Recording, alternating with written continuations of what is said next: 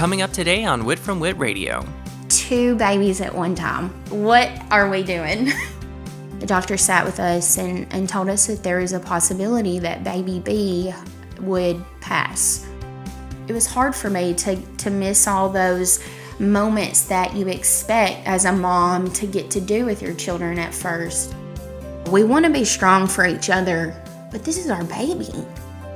Gunner's gone, and in my brain I just said, you've got to keep it together. You've got to be there for Ryan. He needs you. I can't hold your newborn baby because I'm jealous. I'm upset. I'm hurt.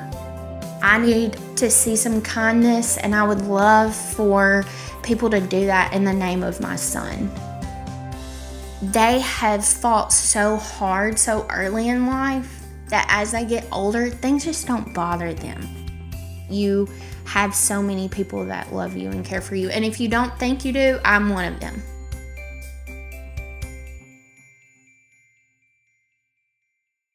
Hey everyone, it's Whit. Thanks so much for listening to Wit from Whit Radio, where entertainment meets enrichment. Today's show is episode 103, and it's going out on January 24th, 2018. You're getting a dose of inspo today, along with a dose of info on the subjects of premature births and infancy loss. I'll be interviewing a friend of mine who I met freshman year at Martin Methodist College in Pulaski, Tennessee. She was a junior, and when she graduated, I transferred schools, so after that, I only saw what was going on in her life through social media. And I've got to say, my heart hurt watching someone I know go through something so heartbreaking. Here's the interview. To lose a child is to lose a piece of yourself. That's a well-known quote by Dr. Burton Gribben, and it's something that a parent never wants to experience. My guest today is a young woman named Mallory MCRAE, and for an introduction, I want to read her current Instagram bio. It says, lucky wife to Daniel, first-time mama to Ryan Thomas, mama to Gunnar Llewellyn in heaven. Mallory has a personal story to share about the past few years of her life. It's a story of loss, but it's also a story of hope, and how one can turn tragedy into a positive movement. And Mallory joins me now. Hi, Mallory. Welcome to the show. Hi, Whit. It's so good to see you and talk with you today. I know. I'm happy you wanted to share this story because this is something that's important for you to share, right? Absolutely. It's, it's probably one of the biggest parts of my life. So it's always going to be integrated into how I live from here on out. So. Yeah. And I just said in your intro that this is about the past few years of your life, and all of these events we're going to be talking about really did take place in such a short amount of time. So if you had to sum up the past 2 years in just a few words, what would they be? Well, the first word that comes to mind is probably roller coaster. We started out in a great, happy time, and immediately it changed, and just kind of adapting to all of that. So that would probably be it, yeah. Roller coaster. Well, let's go back 3 years ago, actually, to 2015, and that was like a happy-go-lucky year. Best year. Finally graduating college after working so hard, taking a semester off, and, finally getting that behind me, planning my wedding with my husband, Daniel, and that was such an exciting time. We moved to Murfreesboro and got my first job out of college. It was just a really exciting time. Mm-hmm. And, back then, would you have ever imagined your life as it is now, or that you'd be the person you are now? Absolutely not. I was working a job at the time that I was really unhappy in, and after talking to Daniel, he and I agreed that we could afford for me to become a waitress until I could find something else. Took a pregnancy test, and I was like, oh my gosh, I cannot believe I just quit my good paying job. I'm a waitress. What am I going to do? Freaking out. And Daniel was the calm through the entire storm. I was like, I'm so scared. He said, I know you are. And I just cried, and he hugged me, and that kind of helped me get excited. I've always wanted to be a mom, so it just came a lot sooner than what we were planning for. Right. Probably 2 weeks after that was my first ultrasound, and the woman says, well, we're going to have to do this ultrasound differently because I can see one better than I can see the other. And Daniel and I just looked at each other and was like, what? And we just were in shock the entire ultrasound, like two babies at one time. What are we doing? Yeah. Oh my goodness. Well, and then how did your pregnancy go at first? I mean, did you do all the normal things, gender reveal party, all that stuff? After getting over the shock. Oh, for sure. So I was really sick, really dehydrated, couldn't keep anything down.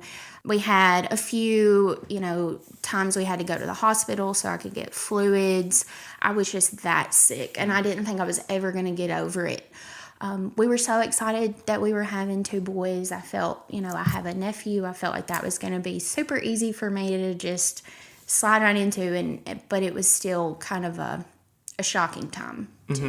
So those were some of the complications you were dealing with at first, and then when did you learn there was a complication with one of the babies? We went to our 16-week ultrasound, and baby B, as we called him at the time, he never really moved. The doctor sat with us and told us that there is a possibility that baby B would pass. He wasn't developing, and that's why he didn't have a lot of energy to move. He wasn't making a lot of amniotic fluid, and it brought me back to when we found out we were having twins. Like, I was just in shock. I just sat there like, she's not really saying this. Like, this is not happening to us. We found out they were boys. We also found out, about Gunnar. And so it just kind of put a damper on everything. And, we tried to stay positive, but the realist in me was like, this isn't going to happen. Our son is going to pass, and I'm not going to know it. I'm going to be at home. And it was just hard. I mean, that's really all I can describe it. It was just so hard to live with the uncertainty. Well, let's take listeners back to the day your sons were born. How far along were you into your pregnancy, and what happened? I was 25 weeks whenever the boys were born. 2 weeks prior to that, I had started leaking. And to be quite honest, I thought I was just peeing on myself. I mean, I thought, this is a normal pregnancy thing. Moms always have to pee. They don't make it in time. That's just life. And it wasn't until a week later that I started bleeding, and we went to the hospital Memorial Day weekend, actually. And they told us that Gunnar's sac had ruptured. So what little fluid he already had been leaking out of me for a week now. So they decided at that time that I would go on bed rest at the hospital, St. Thomas Midtown in Nashville, and I would bed rest until the boys came. We just weren't expecting it to be a week later. I only spent a week at the hospital, and I started having contractions, and Gunnar's heart rate started to go down, and our doctor just felt like, it was time. So the boys were born by C-section. Ryan weighed 1 pound 13 ounces, and Gunnar weighed 1 pound 6 ounces. So that is about the size of a large grapefruit. At 25 weeks, that's kind of how you base your weeks off of, is the size of fruit. And so that's kind of where we were at. Man. I mean, I can't describe the feeling of just seeing them for the first time. And mind you, the first time seeing them was probably 4 to 5 hours after they were born. So that was really hard. Daniel got to see them, as soon as they came out. But it was just, it was hard for me to miss all those moments that you expect as a mom to get to do with your children at first. I expected to put them on my chest and to cry with them and to hold them and be with them every step of the way. And so it was really hard for me to shift my mind and to wrap it around that. So I just kind of pushed those feelings down and just said, okay, this is our life now. We have to, we've got to fight. It's time for them to take over, the doctors, the nurses, and for us to just be the support that we need to be. And talk about the health issues your sons experienced as preemies and shortly in the weeks after they were born. The first issue is with premature babies is their lungs. Their lungs fully develop there right at the end. So that was our biggest concern. And the fact that Gunnar already had such low amniotic fluid, which is what helps their lungs develop, he was just already, had so much on him to begin with. But they were hooked up to ventilators. They were wired for nutrients and antibiotics coming, as soon as they got into the NICU. And it was just kind of a waiting game. You have to check their eyes, if they have too much oxygen at the time, their eyes could be damaged. We made it through that first week, and Daniel and I just told each other, like, we're good. We've made it, and all they've got to do, they've just got to get their breathing better. Their lungs have to develop. They just have to grow. And if they can grow, then we can deal with whatever else comes. But we found out probably the end of that first week that Gunnar actually, his facial features looked a little different. His left hand had kind of a split in between his ring finger and his pinky finger. And so they had a genetic testing done on him and concluded that he did have a genetic disorder that may attribute possible autism, but we weren't sure. And honestly, the facial, physical features, nothing mattered to us. We just needed his lungs to develop. Right. We just needed him to grow. Everything else we could deal with. And 2 days after that, Ryan was diagnosed with MRSA, which is a staph infection in the blood.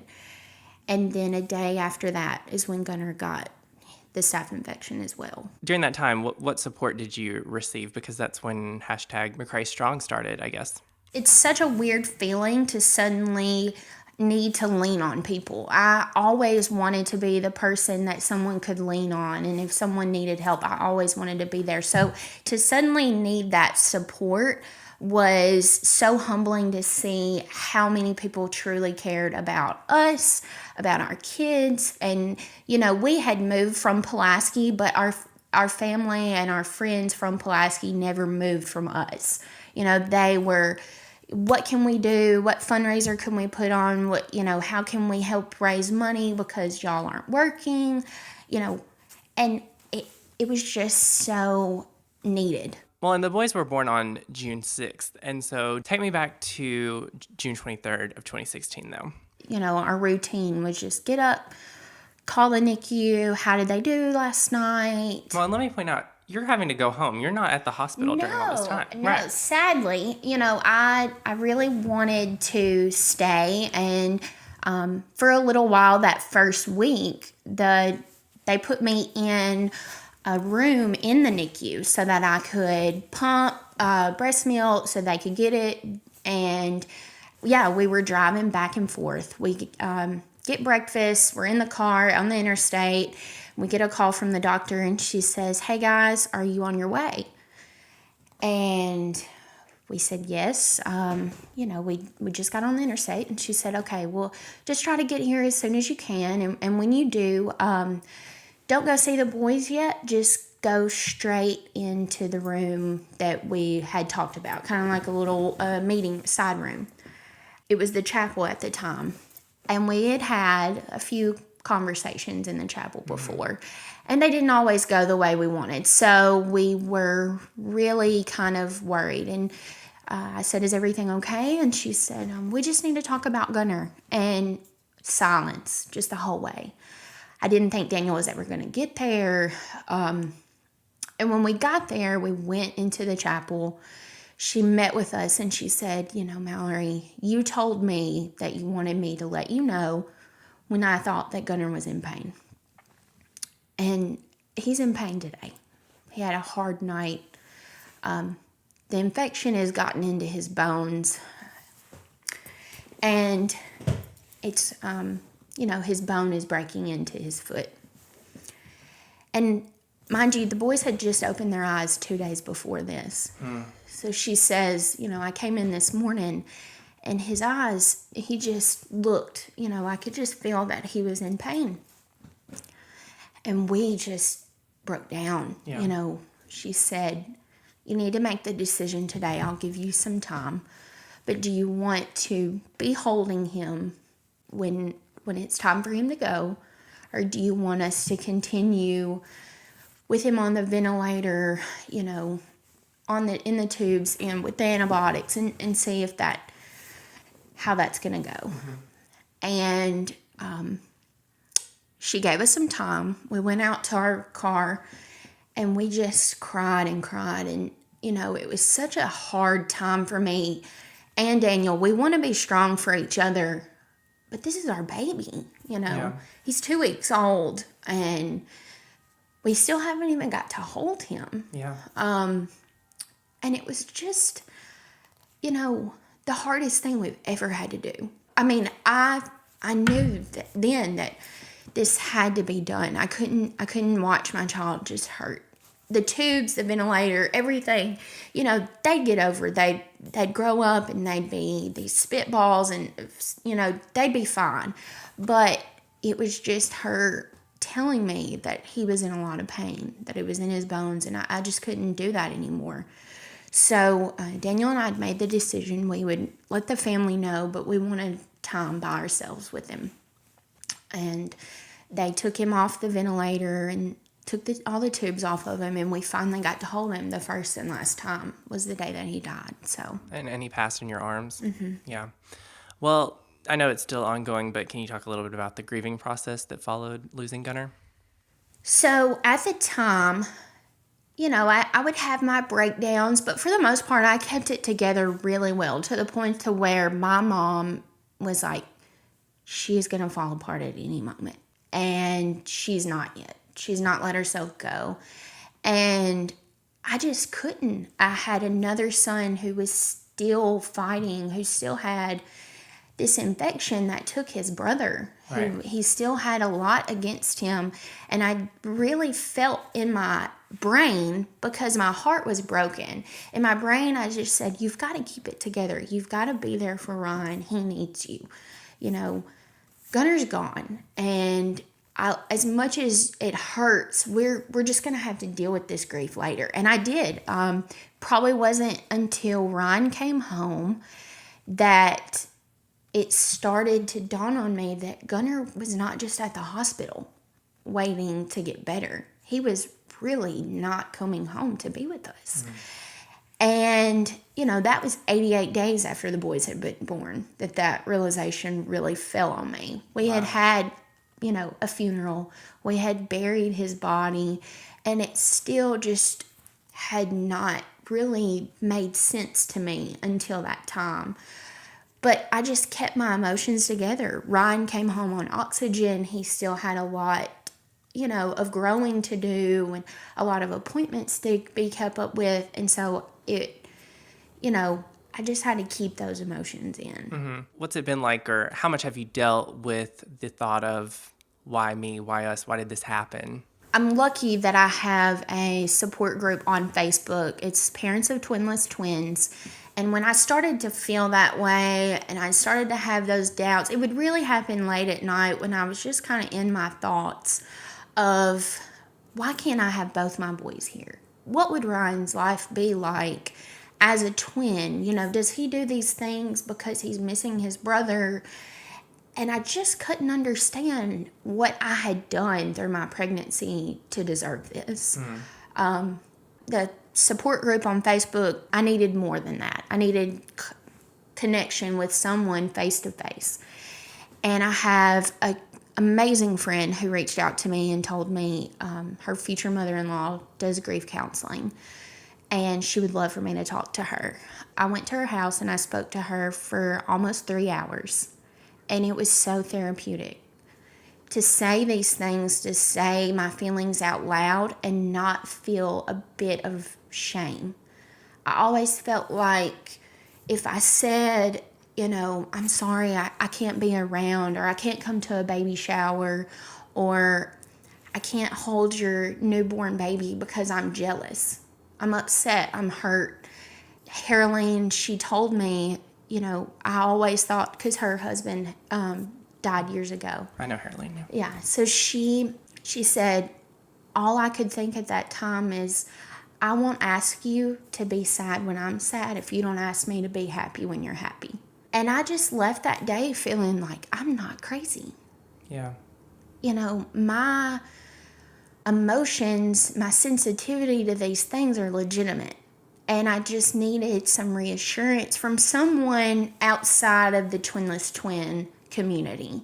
Because I knew we all felt this way in some form or fashion. But to have someone who lost someone in a different way say, I felt that way too.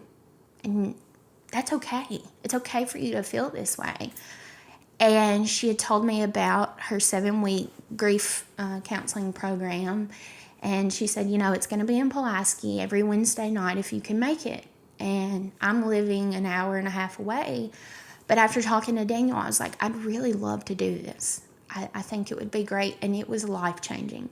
Not to sound cliche about it, but I've had so many people tell me that they see a difference in me. I can get through a conversation about Gunner without falling apart. I can have some high-stress situation happen to me, and my whole day is not ruined, where before it was just like walking on eggshells around me. And I know that couldn't have been easy for anyone else, if it was that debilitating for me. Mm-hmm. Yeah, I mean that's really powerful, and I've interviewed Haroline before, so yeah, that's great, a great message. And you did have to stay strong for Ryan during that time, and so he's doing well. How's family life going?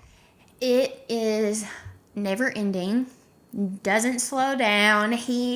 We're convinced, and I was told this by another NICU mom, they have fought so hard so early in life that as they get older, things just don't bother them. He just has no fear. He's so confident about, he just takes off running. As soon as he learned to walk, he was running. And we come into physical therapy, and she says, we haven't seen him in 2 weeks, and look how great he is. His balance is awesome. He's, just into everything, and I love it. I mean, I love being a mom. I love that I get to stay home with him and watch him grow and just help him along the way. So it's amazing. Yeah. He's a cutie too. Thank you. Instagram, I hate to take all the credit, but yeah. Well, last year you decided to do something special on Gunner's Angelversary, and that was on June 23rd. Talk about hashtag Good Deeds with Gunner and what inspired it. They were born on June 6th. I wanted to make sure I included Gunner in the whole birthday process, but I also wanted to do something really special for the day that he passed. And I had seen other moms in my group talk about, releasing butterflies or what is it called? Random acts of kindness. And I was like, I think it comes at a good time. I think this world needs a little bit more love. I needed to see some kindness, and I would love for people to do that in the name of my son. I know that we always think we should just do something kind because it's what's right, but I thought that maybe if I put this thing together in the name of Gunner, that maybe people would do a little bit more selfishly, and it went so much further than what I was expecting. Yeah. I put the group together probably the beginning of June, and just by word of mouth and social media and sharing it and people getting ideas together, people were texting me like, can the NICU use this, or what do you think about this idea? And it was just, I was blown away. We had a really good friend of mine, reach out to a few news sites, and had someone reach out to us about doing a piece in the newspaper in Murfreesboro, and I just couldn't believe it. Yeah. At such a sad time. June 23rd was an awful time for us, but it was really hard to just stay in that sadness that day because you saw all these posts being added to our event about, I gave money to this man on the side of the road, or I donated hats to the NICU, and I sent food to the dog shelter. It was just amazing to see so many people get together for him. Yeah, I remember seeing it. It was really great and really inspiring. And what is your hope for that movement, hashtag Good Deeds with Gunner, for the future? I would love to continue it every year. I mean, I don't know where it's going to take us. If it just stays a Facebook event that we share every year, that would be great to me. That's enough, Sure, yeah. Well, and what about your family's future? Because we were just talking about, you want Gunner's memory to always be present, and what about the future?